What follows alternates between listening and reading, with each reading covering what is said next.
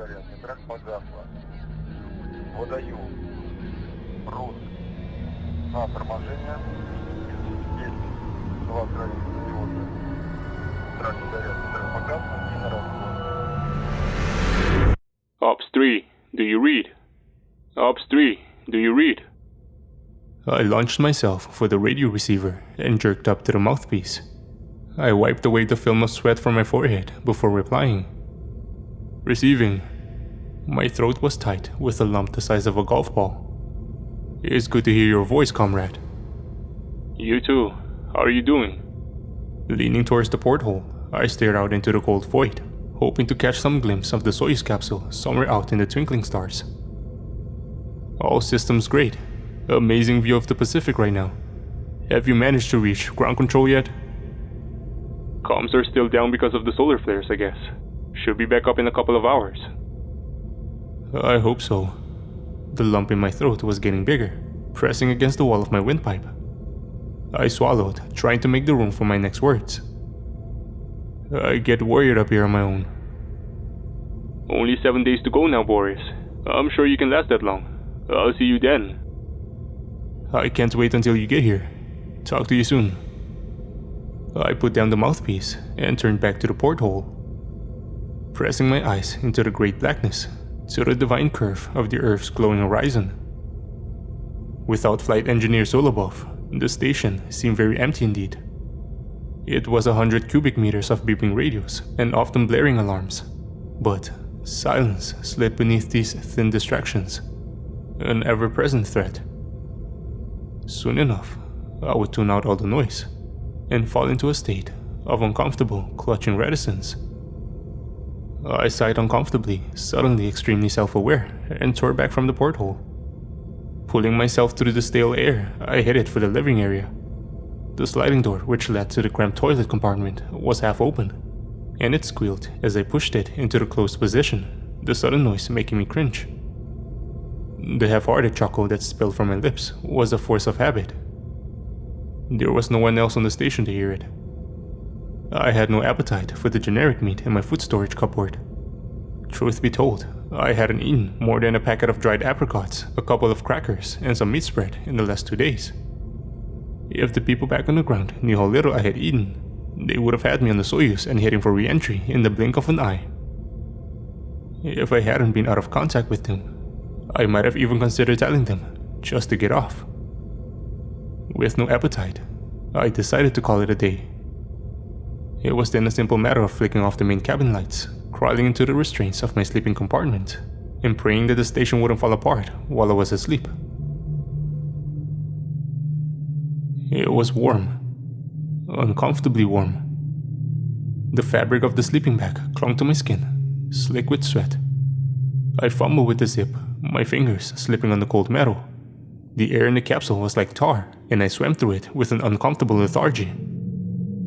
The thermometer displayed a temperature of 19.8 degrees Celsius, exactly as it had the day before, and the day before that. That's gotta be a mistake. I tapped the screen, as if that would somehow make the display change. But it just ended up leaving a sticky finger mark on the glowing green glass. Either way, I needed a shower. I used the back of my forearm to clean off my forehead, and sighed. This could wait. It was probably just another sensor problem that I wouldn't be qualified to fix. The whole place was probably only ever one fault from depressurizing and spiraling back down to Earth, as brittle as a feather. I couldn't focus on my problems while I briskly rubbed my skin clean with the harsh soap bar. Once I was clean and suitably refreshed, I turned the knob and the last bubble of water floated gently out of the nozzle. With the sound of rushing water gone, I became aware of the noises of the station again. In particular, a muffled voice. Shit!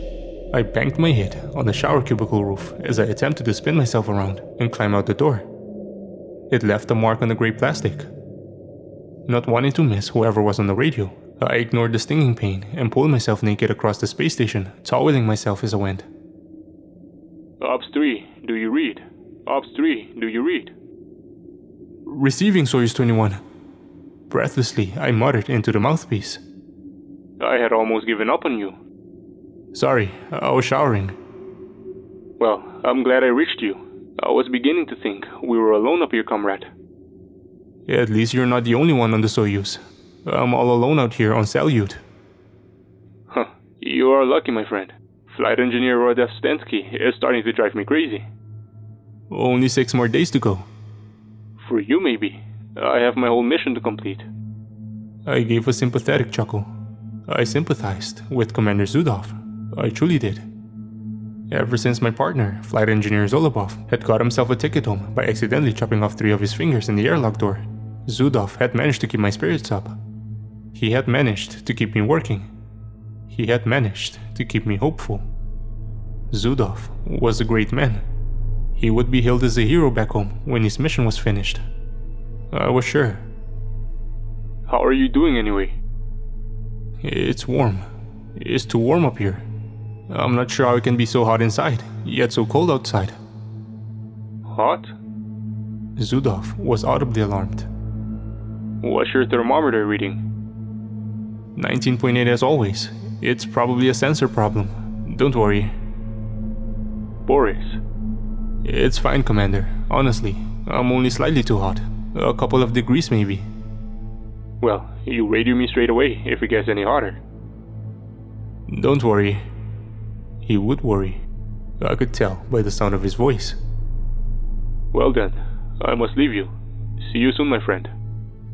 6 days to go, I confirmed, before clipping the mouthpiece back into position on the radio set. The rest of the day was a constant battle against heat. Communication with the ground was still out because of the solar flares, so I attempted to remedy the problem myself by hand. That started with the simple task of running diagnostic programs on the central computer. But after it denied that there was any problems whatsoever, I hit a brick wall. My mind ran, dredging up hundreds of semi-random memories of endless technical documents and cosmonaut manuals. The black diagrams and minute labels all seemed to melt, twisting into impossible shapes, non-Euclidean planes that boggled my mind. I couldn't quite think in the straight lines required for a task like this at the moment. In the heat, everything span and spiraled in and out in my mind's eye. Concentration, it was safe to say, was not high. In my head, I was back in Zolobov's last day with me on the station. It was hotter than I remembered in a feverish flashback. Zolobov's brow glistened as he climbed down, extending his massive frame out of the tiny airlock. He gave a relieved gasp, glad to finally move his limbs without slamming them against the walls. I watched him from my seat by the main control console, my eyes aching from looking at the monochrome screen for several hours. I called out something to him, not in control of my own actions or speech. Whatever it was, for it was muted in my memory, overshadowed by what came next, made him turn. As he did, he placed one hand on the metal rim of the airlock to keep himself steady. Zolobov replied with a chuckle in an equally muted reply. His lips were blurred in my flashback. Indeed, the entire man's outline was slightly fuzzy in my memory, but the lack of clarity was most noticeable around his face. He was now just an out-of-focus photograph in the dark recesses of my cortexes. We finished talking, and Zolobov reached up for the handle on the hatch. He turned back to face me, just as he pulled, and brought down the sharp blade of metal. It dropped onto his fingers with a sickening. The jarring blow shook me out of my recollection, jerking my head up into an upright position. I gasped for air, and my head instinctively turned to the scene of the accident. There was still a small blood smear down the side of the hatch. Had the noise of metal hitting metal that was still echoing in my ears been real? Or was it just part of the memory? In my heat-addled state, it was hard to tell. The thermometer was still reading 19.8. I shook myself out of the odd stupor, which sent hundreds of tiny sweat droplets floating across the cabin. The armpits of my top were damp, as was all down my back and crotch area. The temperature must be rising. There it was again. Despite the heat, the sound sent chills down my spine. In any case, I knew it was just space junk or the metal expanding. But it was unsettling enough for me to give the capsule a nervous once-over, before returning to my previous train of thought. Soyuz 21, do you read? I picked up the radio microphone, still distracted by the glare of the main console, where the display still read 19.8 degrees Celsius. Receiving Ops 3. Any contact with ground yet, Commander? I need to get a fix on this thermostat problem. Negative, Boris. Still nothing. Is it getting worse? I can cope, but if it persists for 2 or 3 days... I trailed off, putting down the receiver to wipe my forehead again. I could just see my reflection in the edge of the porthole, and he looked very sweaty indeed. White salt crystals stuck to my forearm in the rapidly drying sweat. Well, we'll keep trying. It'll be fixed in a couple hours more. I'm sure of it. I hope so, or I'll have to take another shower. You're still getting a reading of 19.8? Zudov's voice carried a note of apprehension in it, even over the airwaves. Afraid so. Don't worry, we'll be back in contact with the ground soon, and they'll know what to do. I'm sure it's just a sensor problem, something minor like that.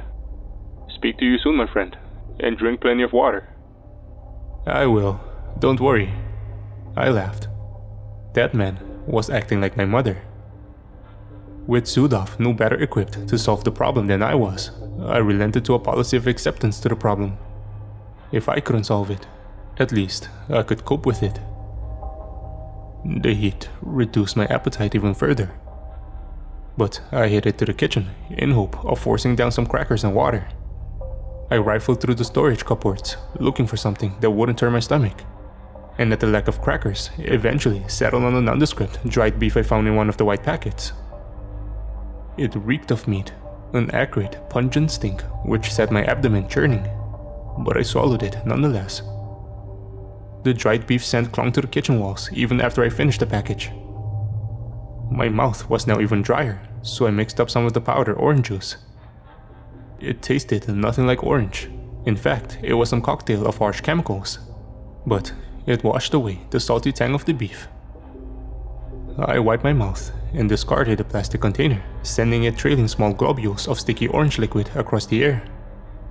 After my meal, a heavy weight was sitting on my stomach.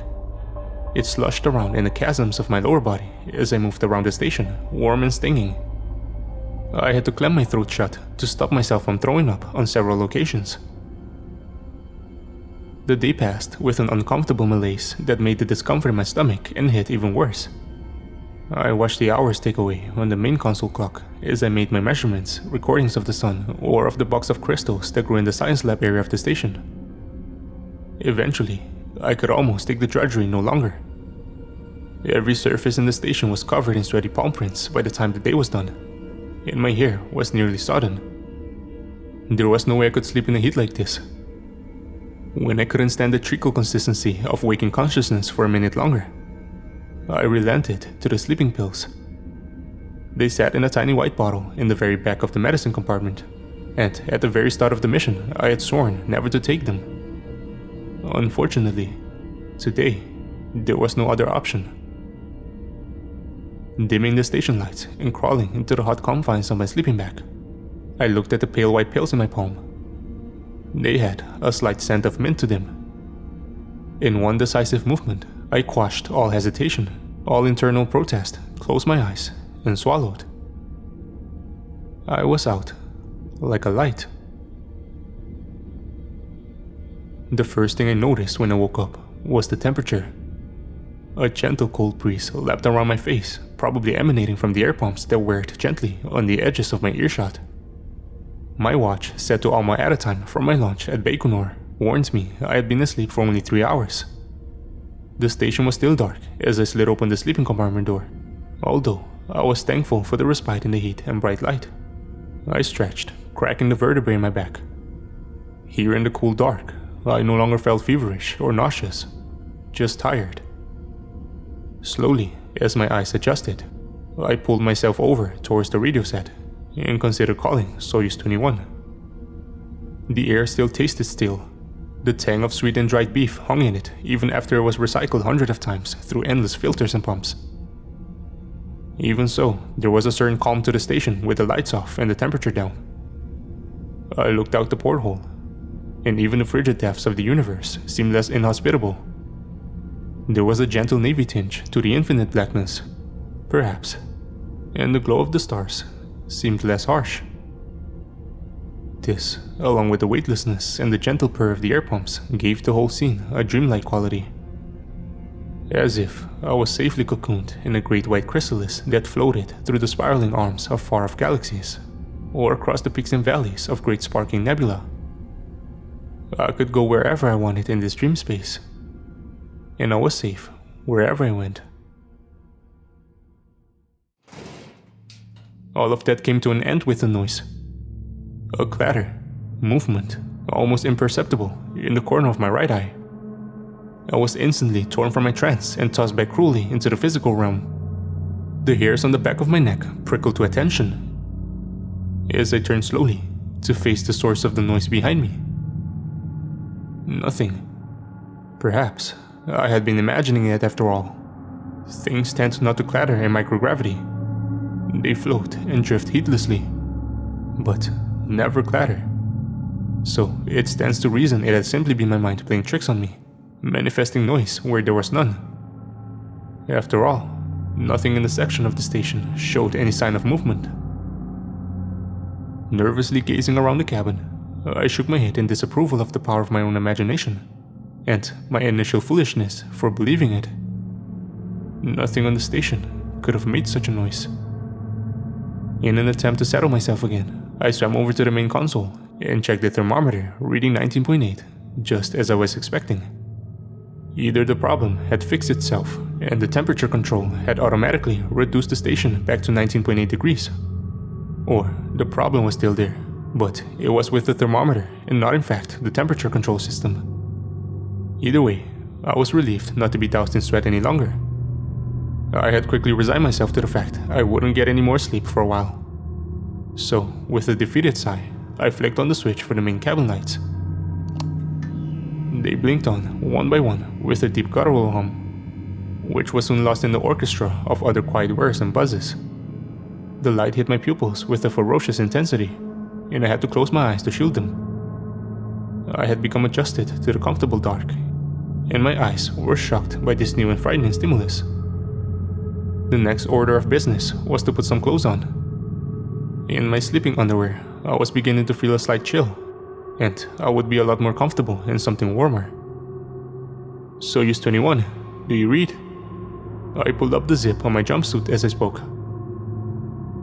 After there was no answer, I leaned closer towards the radio mouthpiece, licked my lips slightly to moisten them, and tried again. Soyuz 21, do you read? Receiving, comrade. What can I do for you? The faint reply came. It was good to hear the voice of Commander Zudov again. Just wanted to tell you that the sensor problem is all cleared up, Commander. We're back at usual temperature. That's brilliant. Zudov was clearly relieved. I was worried for a minute there. How did you fix it? I breathed heavily, trying to form a response. The pause must have lasted a good second or two, because Zudov transmitted again. Boris, are you there? How did you fix the temperature problem? I didn't do anything, I decided on eventually. Just went away on its own.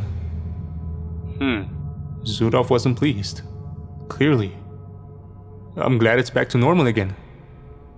Well, yes, so am I. I'll talk to you soon. Zudov's voice was slightly frosty in this act of dismissal. I look forward to it.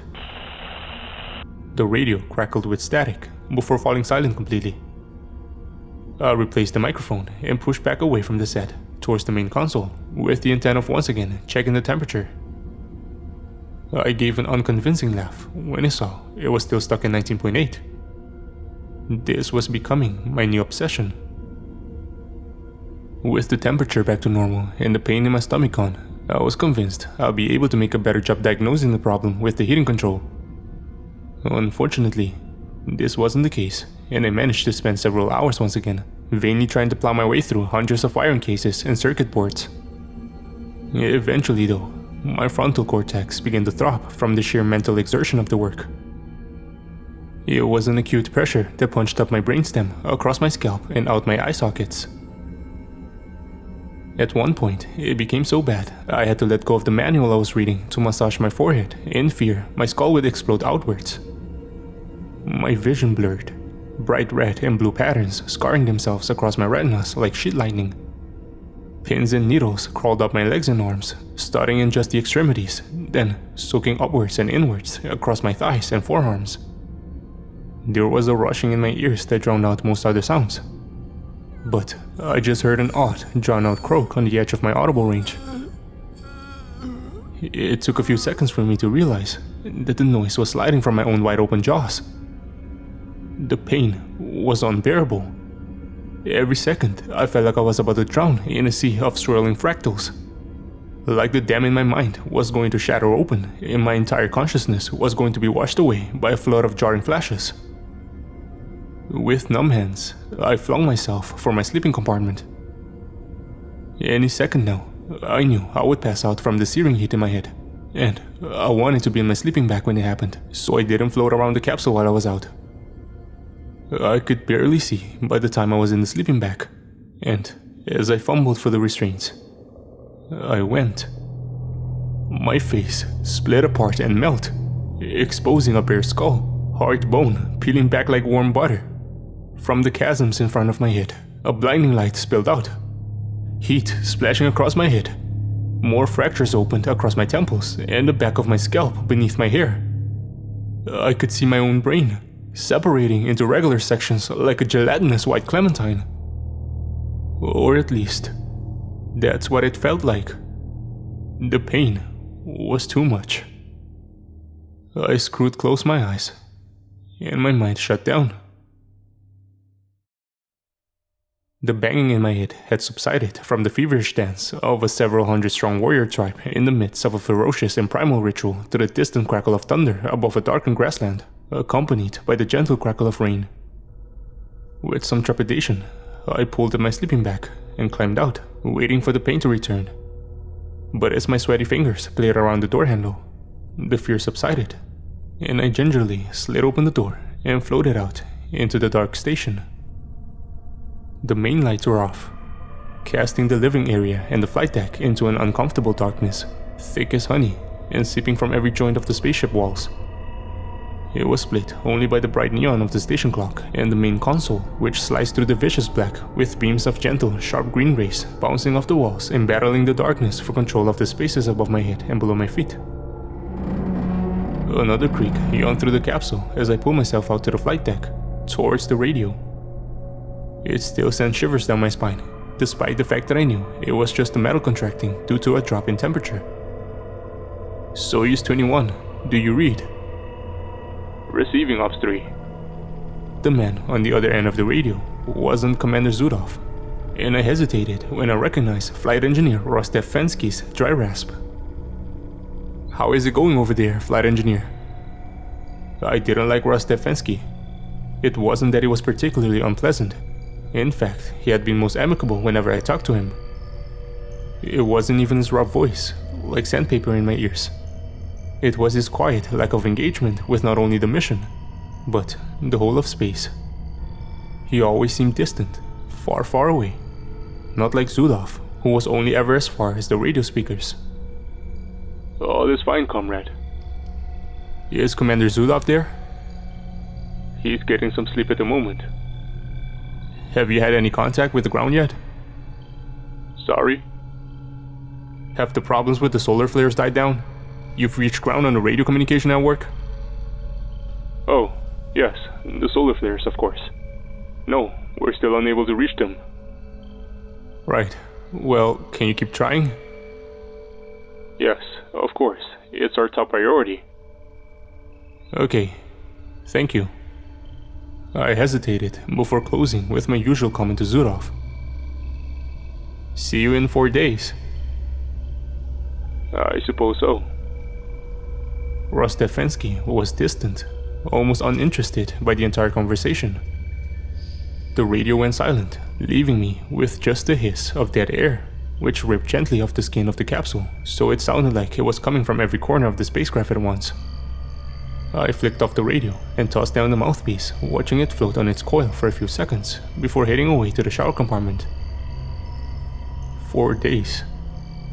That's what I keep telling myself as I sat at the main console, flicking slowly through diagnostic programs, the bright green of the screen washing over the rest of the module. I had kept the lights off for now, just because it was much more comfortable in the dark. With the bright lights constantly in my face, I could hardly concentrate. 4 more days. The sentence fragment that escaped my mouth was a surprise even to me. It was next to silent, and if I hadn't been completely alone up here, I would have dismissed it as a background noise. I hadn't ever been one to talk to myself, and I was determined not to start now. My palms, still damp from the shower, had left prints where I had been clutching the armrest of the seat, and with a start, I realized my hands had been clenched just a few seconds ago tightly around the plastic. Just 4 more days. There was something off in the cabin. I could just feel it now. The equilibrium was off. Something had been moved in the corner of my eye. Swirling around, I scanned the living area, suddenly aware of a slight change in the capsule. Once you live in space for long enough, you become accustomed to every tiny detail. Even the slightest differences is like a blaring air raid siren. The medical cupboard was open, I realized. It was only slightly ajar, maybe just wide enough for me to fit my hand into. But it was noticeable enough for me to catch it on my second glance. How had it got open?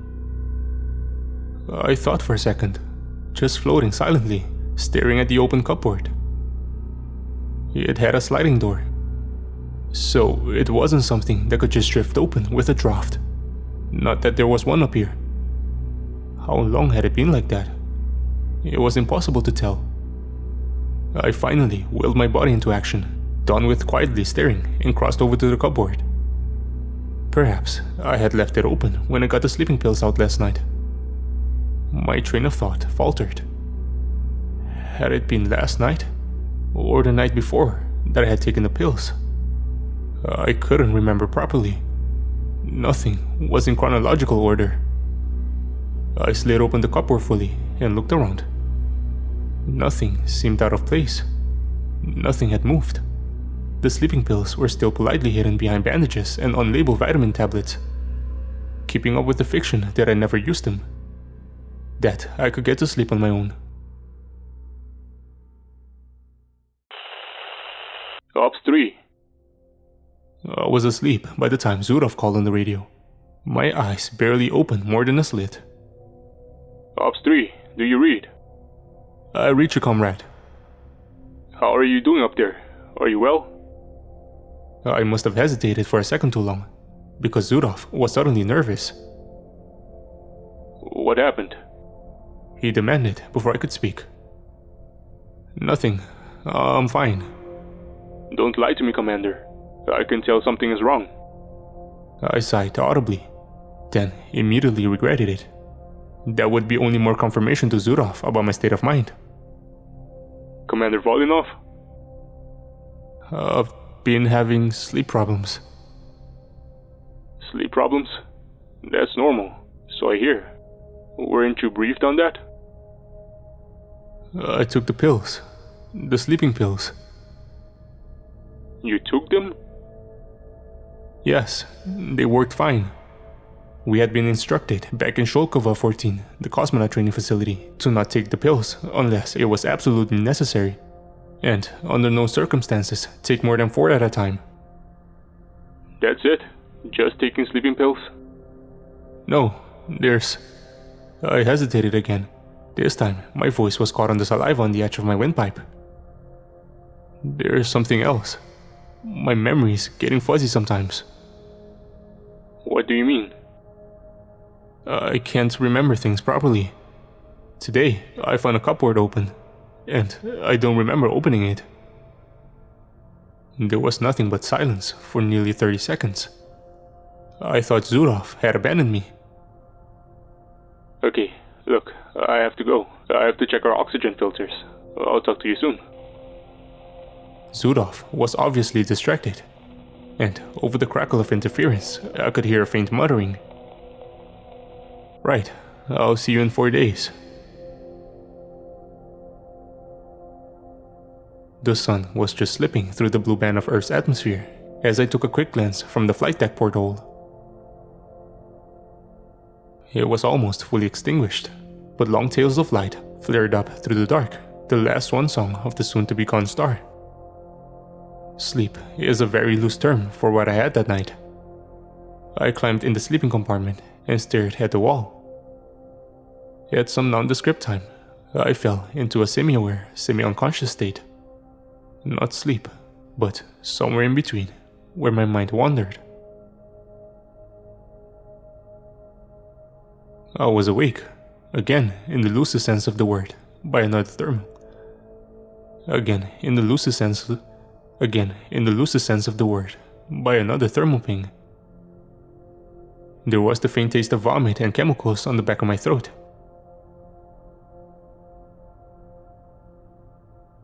My eyes were watering.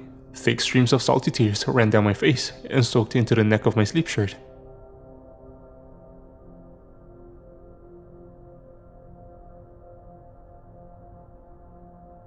I didn't remember taking sleeping pills, but I couldn't deny the artificial mint that still hung in my mouth and nasal cavity. It could only belong to the pills. I hadn't eaten anything in days, and certainly not anything mint flavored.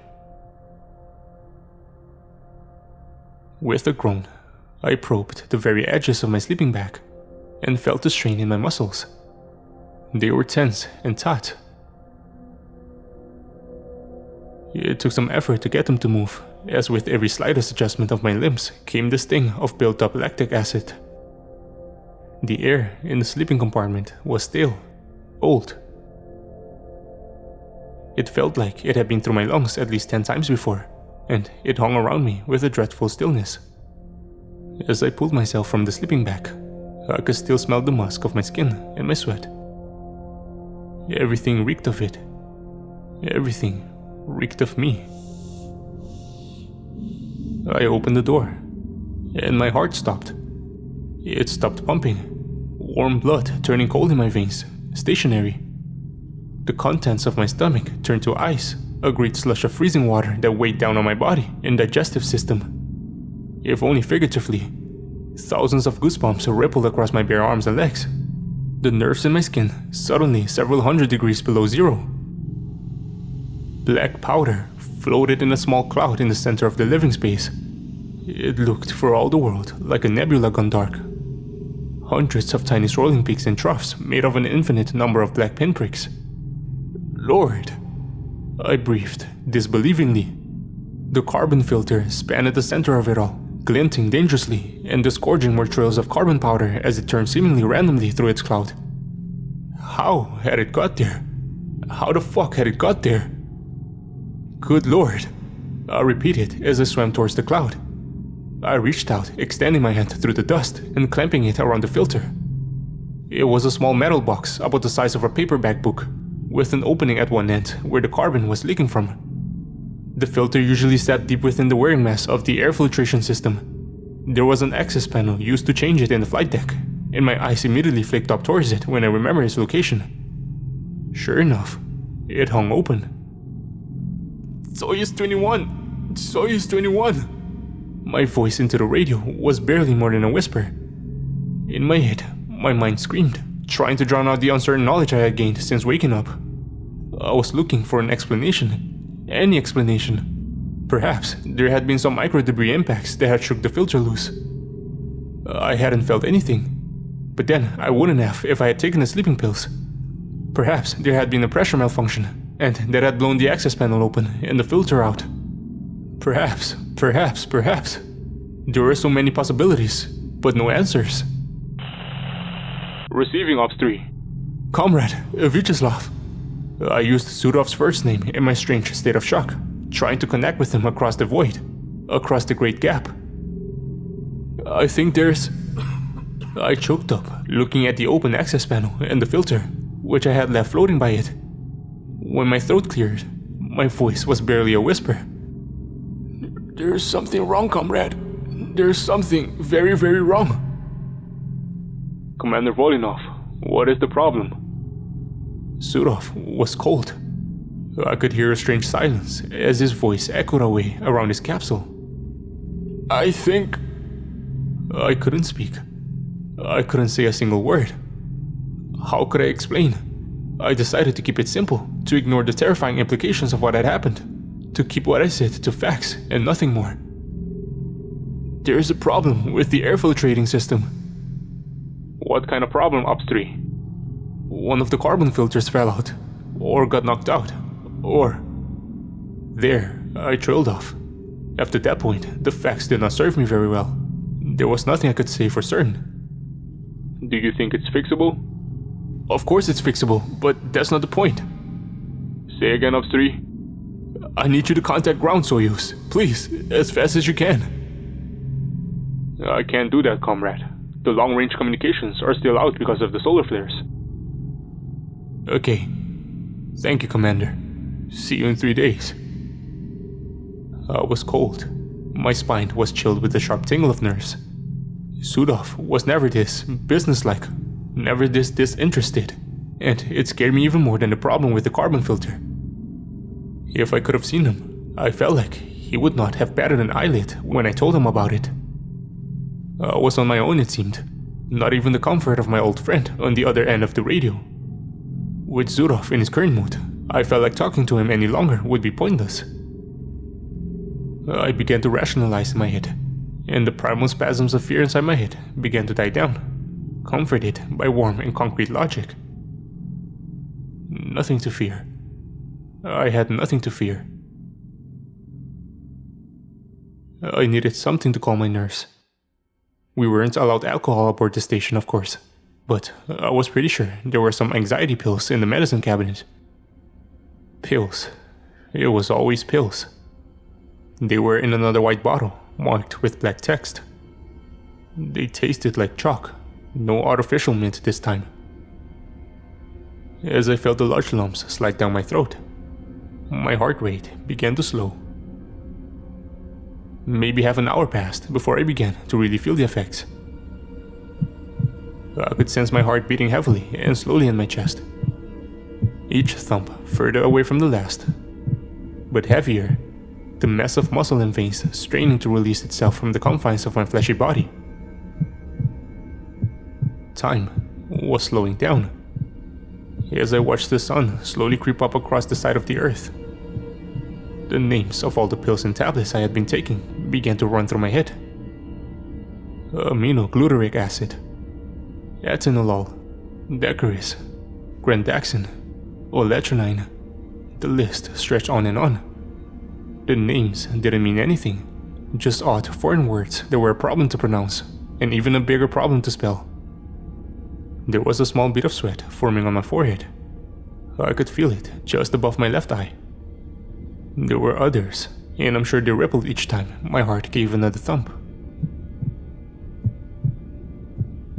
Nothing now but the sound of my heartbeat, and the porthole in front of me. My vision began to focus inwards, the edges blurring out. I was very close to the glass now, despite the fact I hadn't moved an inch.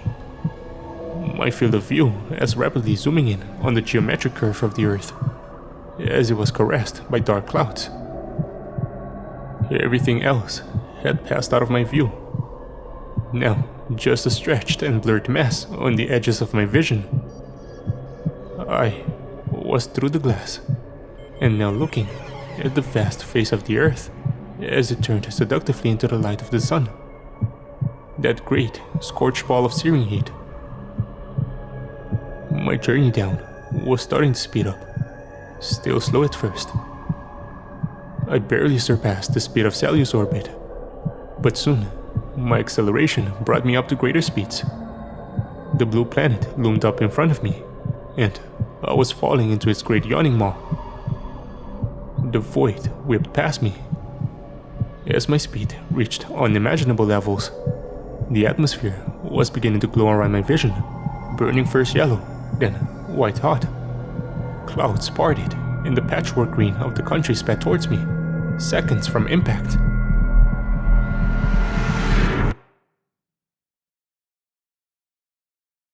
Jerking awake, I was pulled from my hallucination by the heavy beating of my heart. The pearl of sweat on my forehead had evaporated, leaving just a tiny white deposit of salt crystals. I was fine. I was still here. Just a slight dizziness remained from my hallucination. I needed a drink, I decided. I needed a drink and something to eat. My mouth felt like it was full of rock salt, and I really needed to wash that out. I grabbed a water bottle and started to drink the rubber-tinged water as I rooted through the cupboards and cabinets, trying to find some food that would be inoffensive to my stomach. Beef stew, it seemed, was the best choice. It came in a small tin that didn't require heating. Ripping off the lid of the can, a small blob of brown stew was dislodged from inside, and I watched it spiral across the kitchen. It slammed into the side of one of the kitchen cabinets with a violent splat, leaving a dark brown smudge. Sitting at the flight console, I tried to run the diagnostic program. I wanted to find out what the filter had blown out, and why the alarm hadn't gone off. Lines of cloth flickered down the screen, repeating over and over again as I tried to connect the diagnostic system. I could hear the memory disks whirring loudly as they strained to figure out what the sensors were doing. The computer insisted nothing was wrong. No alarms had been reported, no problems detected, nothing. It was as if nothing had happened. The diagnostic finished and flashed up the results. 0 errors found. I slammed the side of the screen with my fist, and it flickered before I tore myself out of the console chair and headed back to the living area. I was starting to get jittery. The air was cold, or at least it felt like it. The whole incident had given me an uncomfortable feeling about the station, and the cocktail of pills didn't help. My skin crawled just thinking about it. The small noises, the beeps and thumps, the hiss of air pumps and groan of metal. I noticed every single one now. Goosebumps rippled across my skin every time I heard something even slightly out of place. I was a wreck by the time 2 hours had passed. The cumulative sum of every single tiny rattle or creak had set my teeth grating and shredded my nerves. I was totally prepared for the station to start plummeting back towards the earth at any second. Every time the filter system gave a hiss, I was convinced a leak had sprung, and I was going to be sucked out into the cold vacuum space through a hole the size of my nostrils, squeezed into a fine red paste as I was spat across the atmosphere, my liquidized entrails slowly spiraling across the cloudy skies.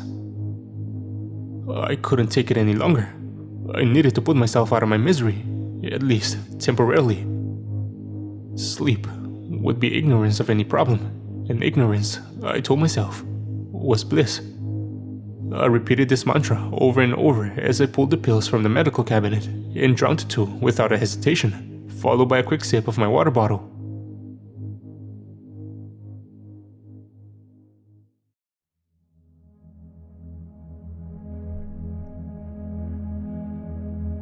Ignorance was bliss.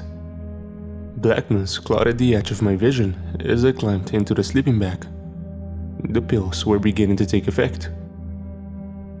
I closed my eyes and was ferried away from that ticking metal coffin in the sky. I didn't dream, of course. I never dreamt up there. But I enjoyed a few hours of comfortable blackness.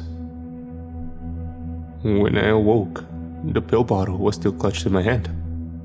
I had it pressed up against my chest in the warm confines of my sleeping bag. There was a slight buzzing coming from the strip light on the roof I had never noticed before. It wasn't uncomfortable exactly. Just disquieting, especially having only just woken up. I studied it carefully until my retinas were scorched blue by the bright glow. I closed my eyes and tried to shake off its imprints on the back of my eyes. Sweat caked itself on my body, as it always did when I woke up, and I couldn't wait to get the sleeping garment off and have a shower. It was always too warm in the sleeping bag. From outside the small box of my compartment, I heard a noise, an echoing thump. Just a thermal ping, I told myself. Just the metal expanding and contracting outside. Nothing more. Still, I was frozen in place, listening out for any other noise, despite telling myself there was nothing to fear. Then came another thump. Another deep, echoing thump. The color must have drained from my face, because my entire body went cold when I heard it. I almost felt the blood squeeze from my veins. I began to squirm in my sleeping bag, trying to free my arm so I could tear off the restraints that stopped me from floating around the compartment while I slept. I was aching to get out, the noises outside making me suddenly very uncomfortable. Then came the third thump. This couldn't be just a fluke. This couldn't just be heat expansions. I stopped thrashing for a second and listened. There it was again. It was regular, some kind of repetitive banging sound. It was coming from the opposite side of the station, near the flight deck. The next one, however, sounded slightly closer, and the one after that more so. The gaps between the bangs began to decrease, getting closer each time. They were footsteps. I was still strapped into the sleeping bag when I came to this realization, and whatever chills had run across my body before now paled in comparison to this. It was like I had been dropped from my warm sleeping compartment to the dark wastes of Siberia, spinning madly as I fell. Fear and a lightheaded dizziness consumed me. I heard a slight pause as they reached the small step where the flight deck transitioned into the living area. Shivers racked my body as I fumbled with the straps, trying to get out before whatever was the source of the footsteps reached me. My mind reeled, unable to think over the pounding of footsteps. This couldn't be real. This could not be real. The straps came loose and I wriggled out of the bag. The footsteps shaking the whole station as it got closer. Great, crashing impacts, just feet away now.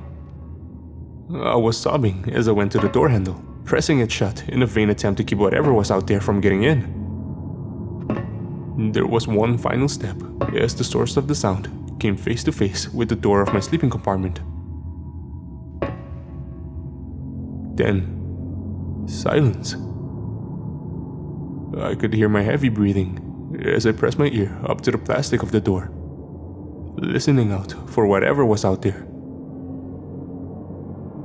Nothing. Just silence. Something heavy slammed into the door, and I jumped back in terror, slamming my head and body against the back wall. The impact echoed away, and the station fell into silence once again. Several minutes passed before I plucked up the courage to move. Not a single sound had disturbed the silence up to that point, and I had been forced to listen in terror to the sound of my own desperate shallow breaths. Gingerly, I clasped the handle and listened. Still nothing. Everything sounded calm out there. With one movement, I swallowed and threw open the sliding door. I winced at the squeak of its rollers.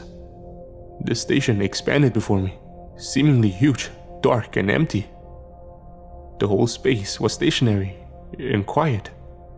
Nothing out here.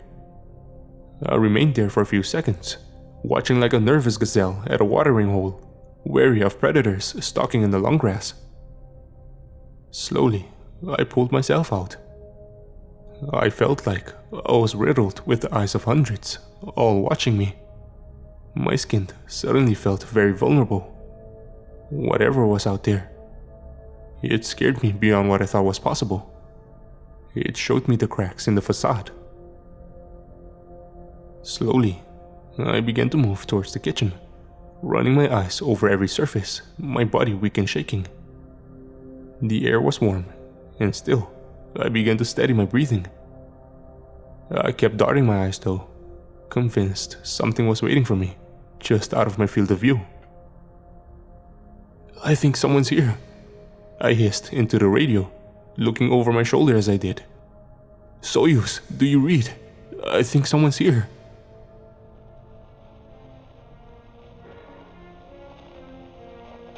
The response that came through the speakers was crackly and garbled, pierced occasionally by harsh electronic tones or the buzz of static, but it was recognizable. It was Tchaikovsky Piano Concerto No. 1 in B-flat minor. I recognized it from a long time ago, from a different time. No words, just music. Soyuz 21, Soyuz 21, do you read? I repeated as the music stopped and the transition faded away. Commander, answer me. There was nothing, except another quick burst of the music again. It lasted a few seconds before stopping again.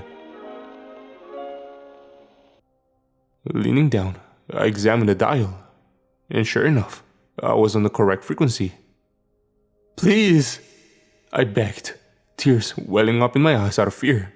The fear of my only lifeline to the outside world down there being severed. Nothing. Except the music. It didn't stop this time. It carried on. It lasted a good minute before the song reached its conclusion. And I was once again left in shocked silence. With a numbness in my heart, I placed the mouthpiece back on its stand and pulled myself from the chair. I was alone up here. Or maybe I wasn't, and whoever else was there and myself were just alone together. It made no sense. How could someone else be up here? How could there be someone on the station without me knowing? There was nowhere to hide.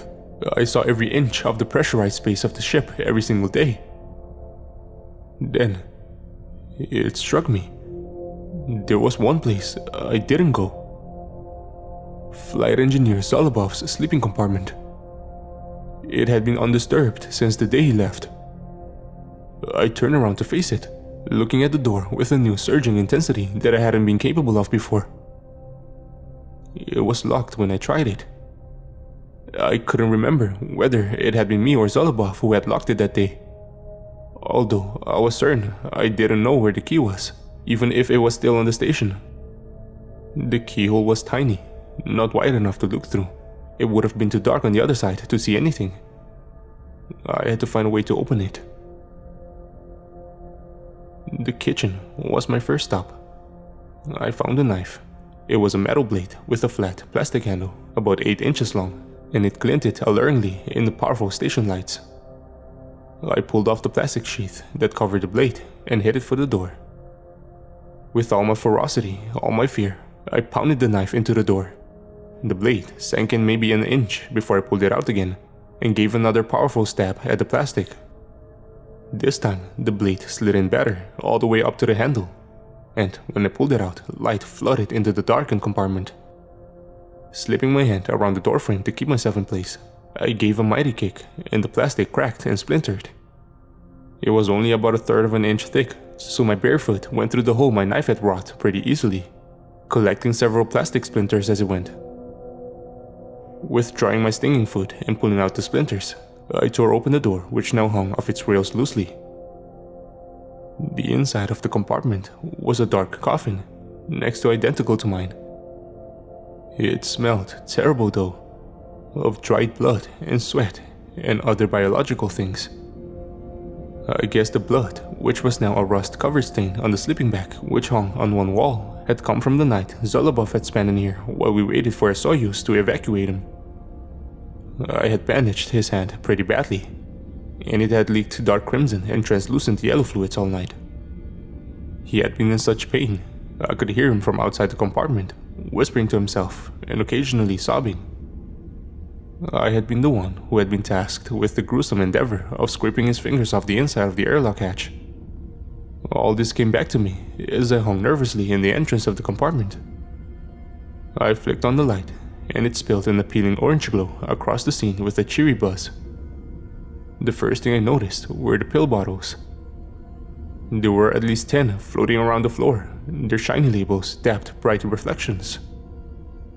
I picked one up and looked at it. General painkillers. I gave a low whistle. There were enough painkillers to numb an elephant, or there would have been if the bottles hadn't all been empty. Had Zolobov been taking them?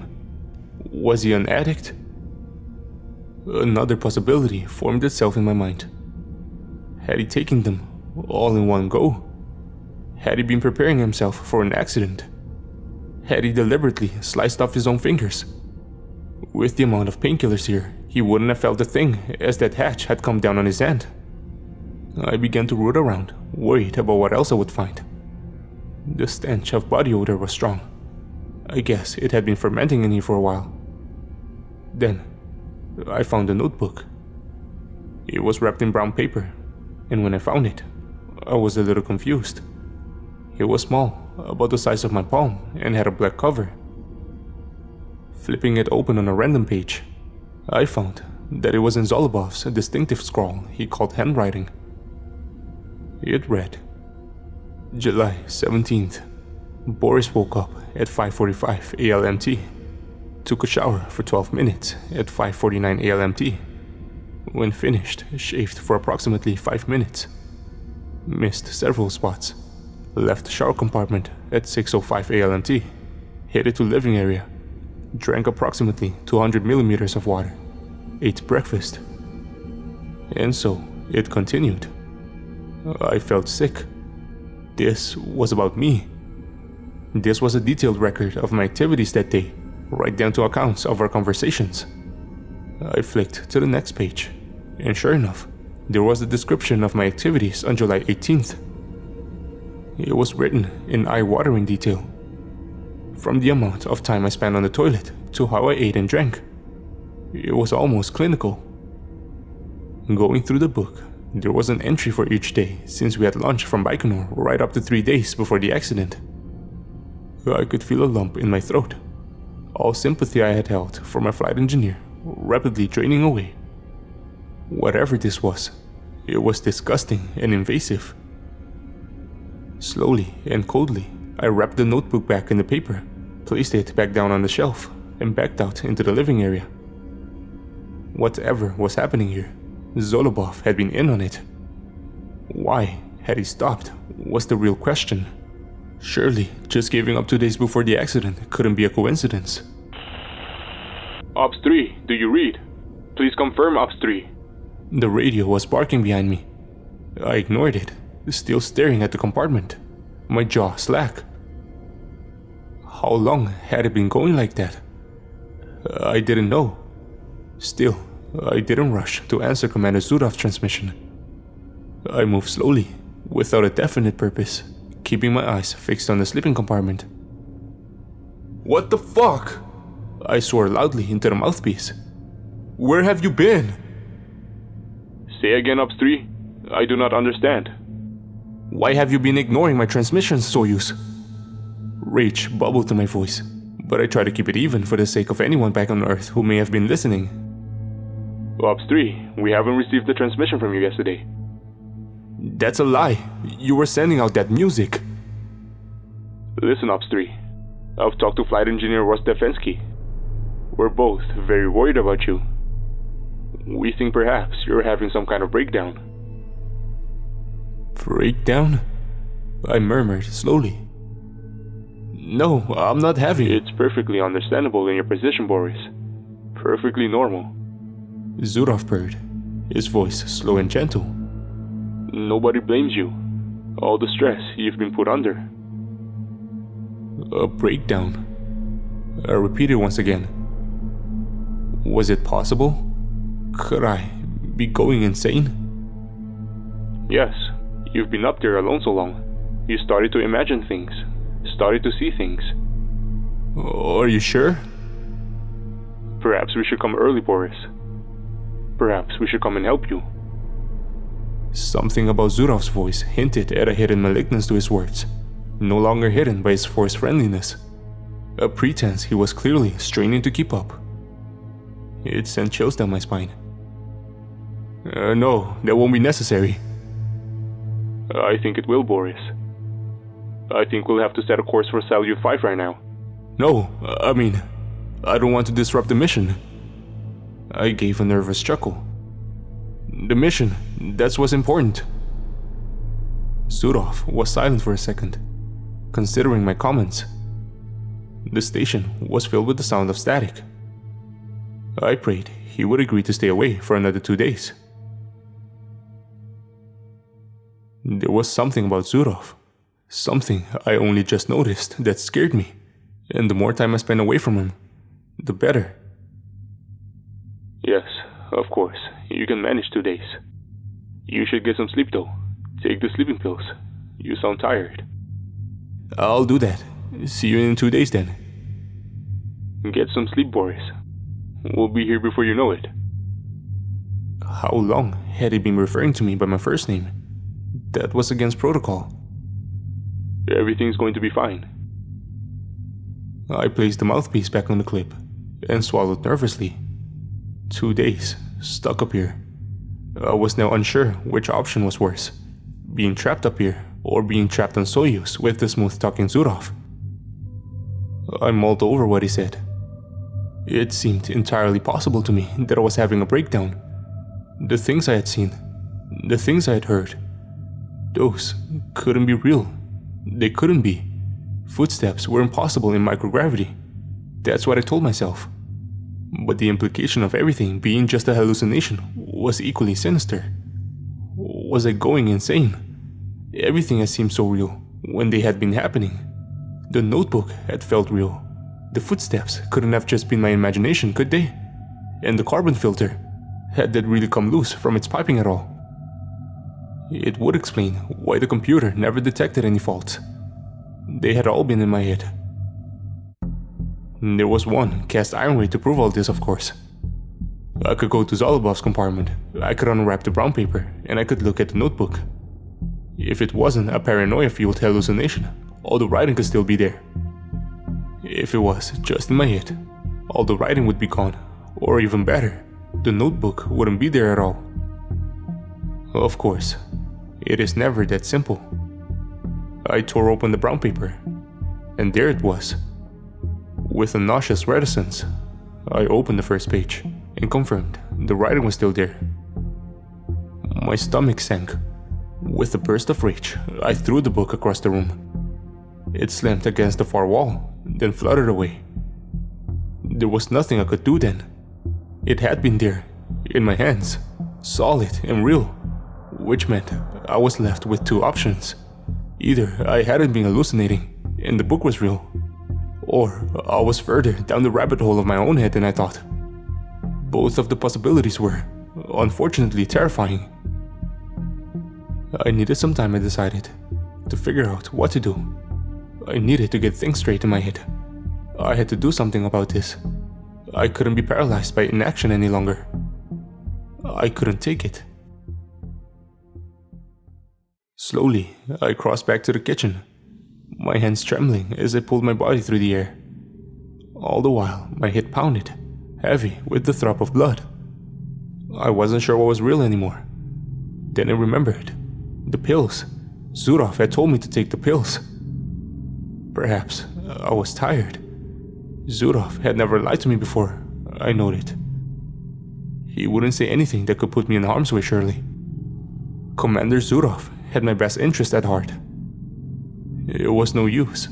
I couldn't fool myself with the bullshit excuses about best interests. I knew I didn't trust that man anymore. Not for another velvet syllable that was wrought by his distant throat. Not for another instruction echoed across the void. I was done listening to him. After my internal debate finished, I steadied my breathing and decided to look at my problem logically. I tried to block out the memories of the footsteps, and the book, and the filter, and just look at it from an objective point of view. That was pretty much all I could do at this point. I could take the pills, or I could sit here in terror and confusion for 2 days. I knew, like it or not, that I would have to take the pills at some point. I couldn't stay awake for another 2 days. Yet, I couldn't sleep. I knew that natural sleep would be an impossibility, after everything that had happened. So, I took the pills.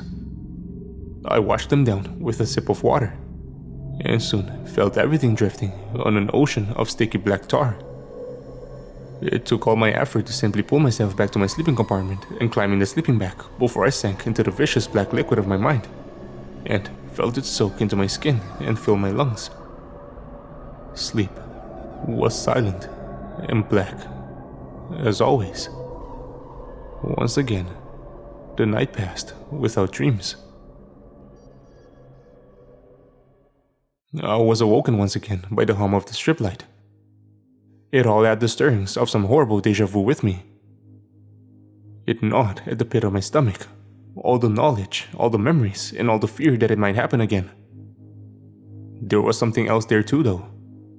The knowledge that possibly I may not be alone up here. Something was clearly very wrong. I reflected. In my policy of ignorance had failed so badly up to this point, I was nearly sick. I needed to confront it. I needed to find whatever truth lay behind the events here. I climbed out of the sleeping compartment and looked around. It took me a second or two to see the writing. When I did, however, my heart stopped. It was everywhere, all across the walls, large and black. It had been smeared in some black substance, using the end of a thumb. Christ, I shuddered at the sight of it.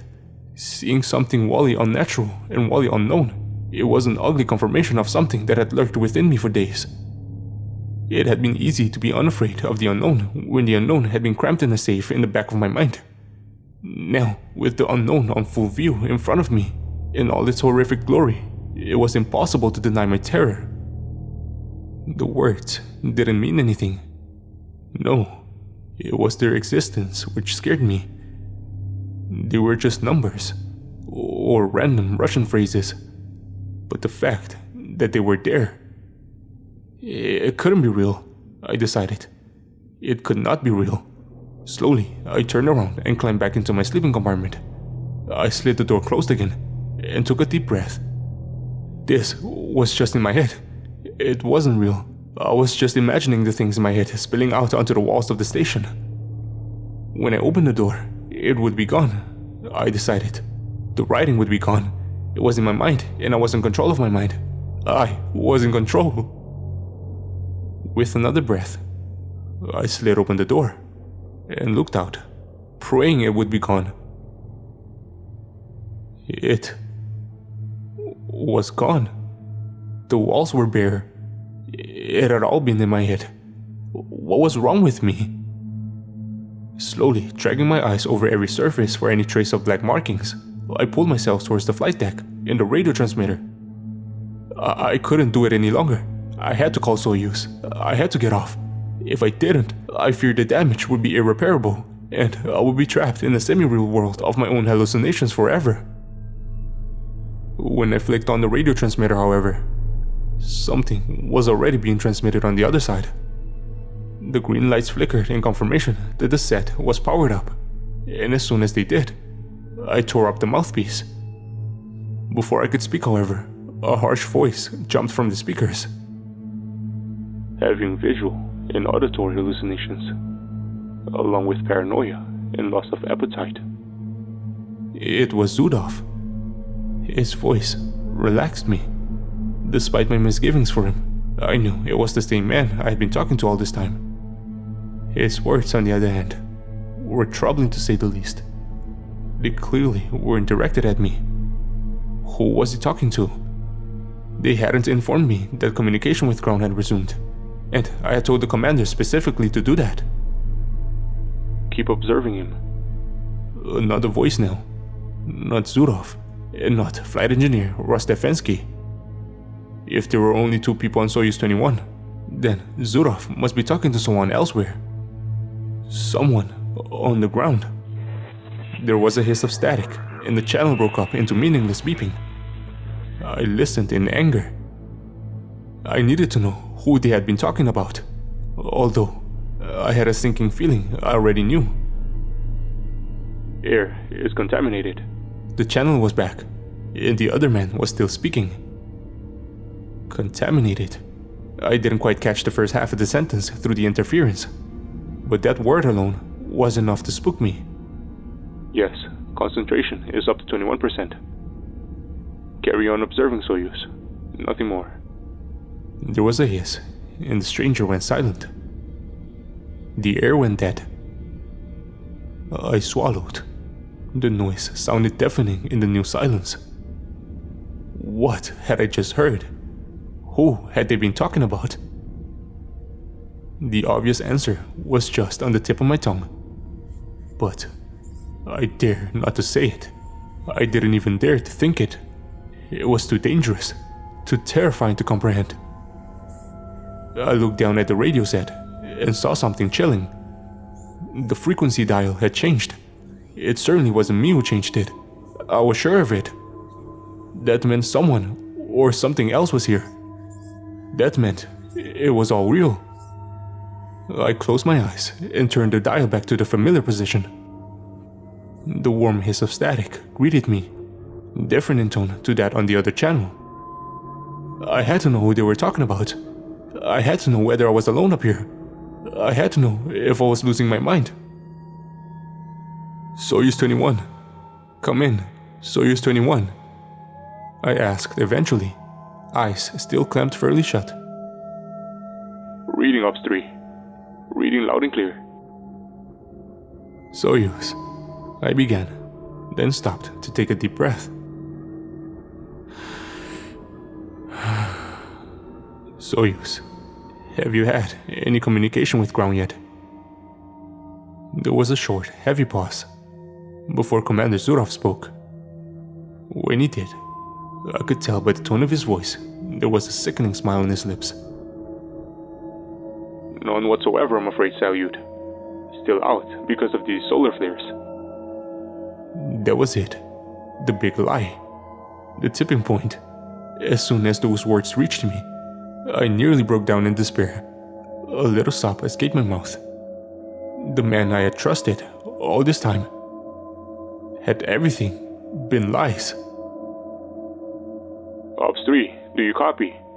He asked eventually, and I tried to bring myself to respond. Am I alone up here, Commander? My voice was a hoarse whisper, barely audible above the interference. Alone? What do you mean?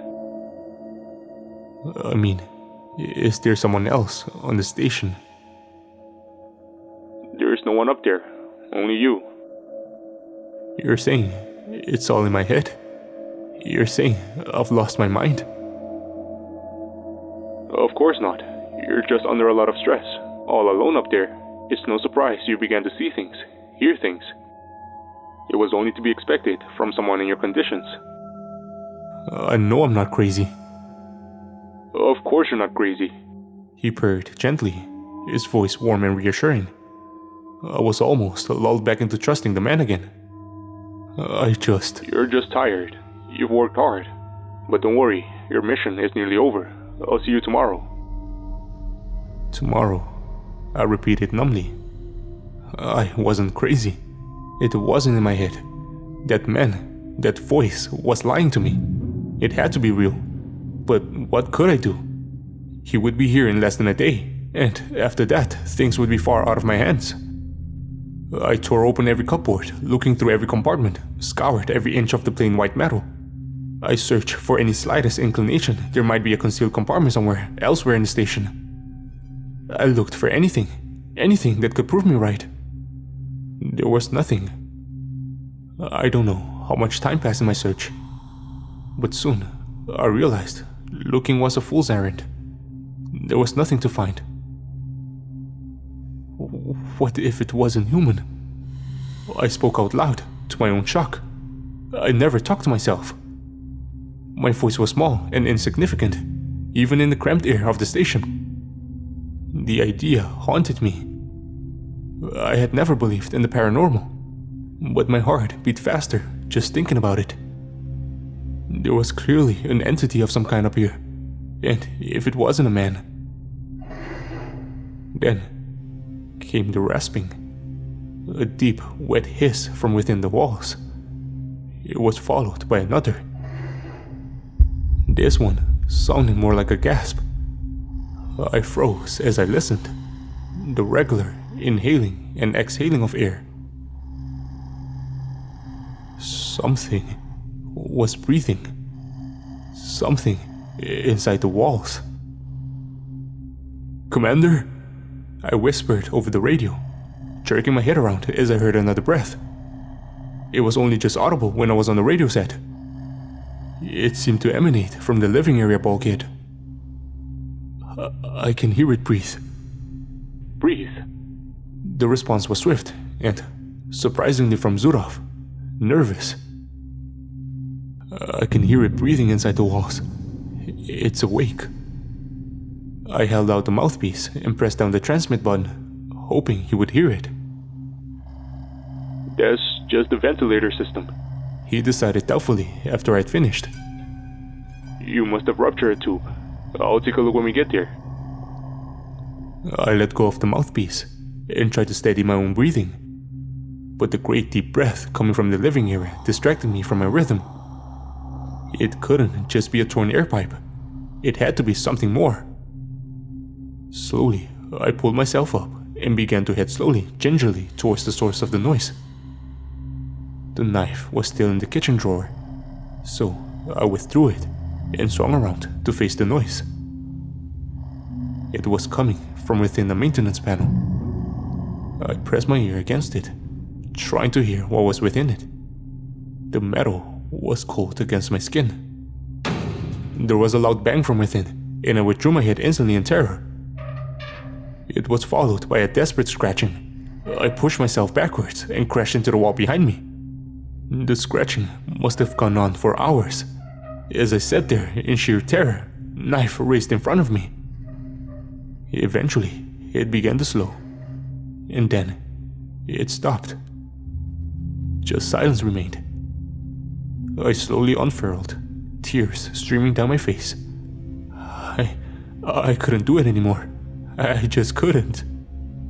Ops 3, come in. We are beginning our approach. I swore loudly and viciously, tears running off my lips. Not him. Not now. I was stuck between whatever horror was on the station and whatever horror was off of it. Fuck you, Zurov! I snatched the mouthpiece and yelling down it in pure fear. Say again, Ops 3? He sounded indignant. Stay away from me! I warned, my voice shaky. All the while, the hairs on the back of my neck were beginning to stand upright. Don't bring that ship anywhere near here. These are my orders, Commander Volinov. I have a knife, I threatened, knowing my options were running out.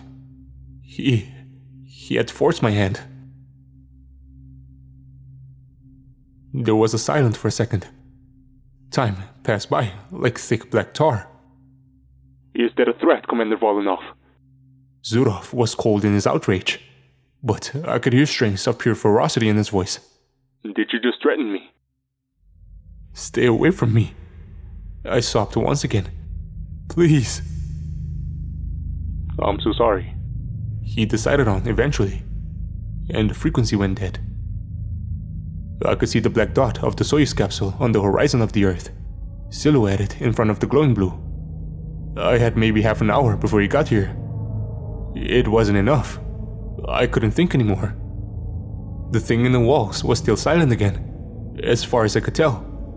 With a beating heart, I turned back to the maintenance panel where the noise had been coming from. I jumped out of my skin when it gave a screech, followed by another. It was the sound of nails on a chalkboard, or something like that. Staring at the panel, I saw a sight I will never forget. The screech was coming from a screw. It was turning in its sockets, giving a mighty squeal each time it did. There was a clink as the screw finished its last rotation and floated gently away from its holding. Whatever was turning the screws moved onto the second. I backed away slowly and clutched my knife so hard my knuckles were white. My tears were in streams down my face, leaving salty deposits on my eyelids. I gritted my teeth. It felt like the content of my stomach was about to rush up my throat. It was heavy and nauseating. Another sob racked my quivering body. I crawled into the airlock hatch entrance, right next to Zolobov's dried blood. I ran my fingers over the stain and closed my eyes. In my head, I tried to drown out the sounds with desperate prayers, but it wasn't enough. There was a heavy clunk as I felt Soyu's impact. Cracking open one eye, I looked back at the station. Floating in the air was the now detached maintenance compartment panel, along with a handful of screws. I heard movement from within. Turning my focus back to Soyuz, I banged on the airlock door, then felt a hiss and the seals began to fill. This was it. The hairs on the back of my neck were pricking up again. I had to get out. I had to get out now. The airlock hatch hissed and swung open. My eyes fell into the Soyuz capsule, into the tiny space where the two astronauts would be, where the man I had been talking to for the last week would be sitting. The capsule was empty.